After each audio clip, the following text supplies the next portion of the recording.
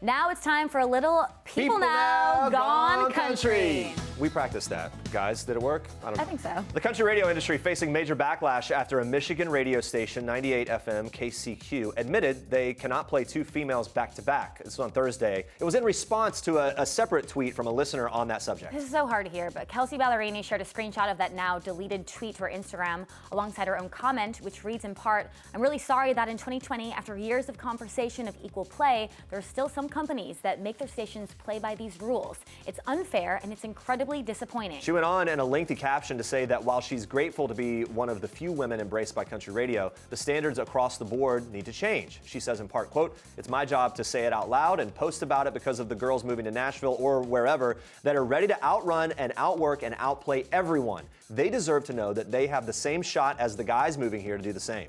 Country music, we have to fix this for us and for them.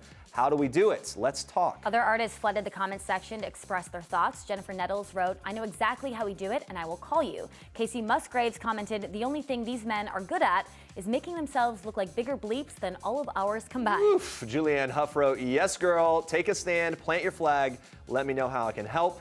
And not all the support was from female stars. One Republic frontman, Ryan Tedder, also wrote, "This is insane. This has to change immediately." I mean, there has to be a change. My sister and my mom listen to a lot of country radio stations in Wisconsin. They say that sometimes 10 songs will go by, they'll never hear a female.